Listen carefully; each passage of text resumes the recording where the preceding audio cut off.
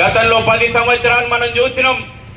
నాకంటే పెద్ద హిందువు లేడు, నేనే భయంకరమైనటువంటి హిందువు.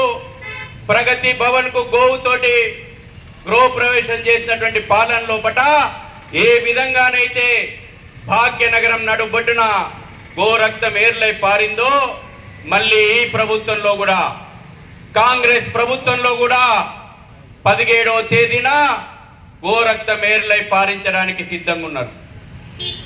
దారుసలం ఎజెండాకు దాసోహం అంటున్నాయి ప్రభుత్వాలు మారుతున్నాయి, పార్టీలు మారుతున్నాయి. కానీ దారుసలం ఎజెండా, రజాకాల ఎజెండా, ఎవడైతే గోమాంసం తినండి మజా వస్తుందనేటువంటి మతోన్మాదులు ఉన్నారో వాళ్ళ ఎజెండా యథేచ్ఛగా ఇవాళ తెలంగాణ లోపల నడుస్తూ ఉంది. సిగ్గుపడాలి. వాళ్ళ విశ్వనగరంగా చెప్పుకుంటున్నారు. చీమ చిటుక్కుమన్న మాకు తెలుస్తుంది, బ్రహ్మాండమైనటువంటి పోలీస్ టవర్లు కట్టుకున్నామని చెప్పి గొప్పలు చెప్పుకుంటున్నారు. రాసుకోవాలి. ఇక్కడ ఉన్నటువంటి ఇంటెలిజెన్స్ వాళ్ళు, ఈ పోలీసు వాళ్ళు వీడియోలు తీసుకొని చూపెట్టుండి. ఇవాళ భాగ్యనగరంలో పోతే పాత బస్తీ లోపట వేలాది గోవులు ఇవాళ హత్య చేయబడ్డానికి కట్టేస్తుంటే ఎక్కడ పోయినాయి మీ విశ్వనగరం యొక్క గొప్పలు? ఏం అడ్డం వస్తున్నాయి? రజాకార్ ఎజెండా మీకు అడ్డం వస్తుంది. ఇవాళ చట్టాలు అమలు చేయాల్సినటువంటి పోలీసులు చేతులు కట్టుకొని దారుస్థలం ఎజెండాకు దాసోమంటున్నారు కదా. సిగ్గు చేయటండి ఈ విషయాన్ని వాళ్ళ మనం ఈ ధర్నా చౌక్ నుంచి చెప్పాల. సిగ్గు చేయటటువంటి విషయం.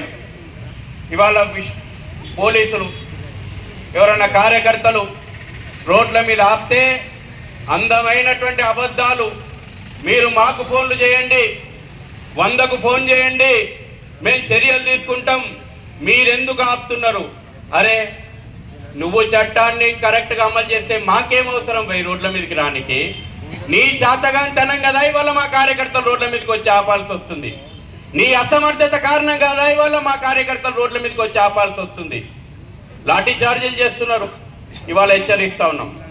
ఈ ధర్నా చౌక్ నుంచి రాష్ట్ర డీజీపీని, తెలంగాణ ప్రభుత్వాన్ని, రాష్ట్రంలో ఇవాళ నగరానికి ప్రవేశిస్తున్నటువంటి 3 కమిషనరేట్ల పరిస్థితి కదా, చాలా స్పష్టంగా హెచ్చరిస్తా ఉన్నాం.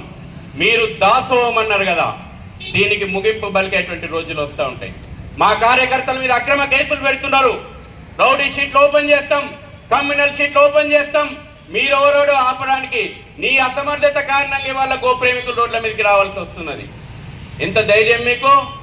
గోప్రేమికుల గో హంతకులను అరెస్ట్ చేసేటువంటి చాతగాని మీరు, తప్పు జరుగుతుంటే రాజ్యాంగం ప్రకారం, భారత రాజ్యాంగం చెప్పింది గో సంపదను రక్షించుకోమని, చట్టాలు చెప్పినాయి గో హత్యను నిరోధించమని చెప్పి, ఆ చట్టాలను కదా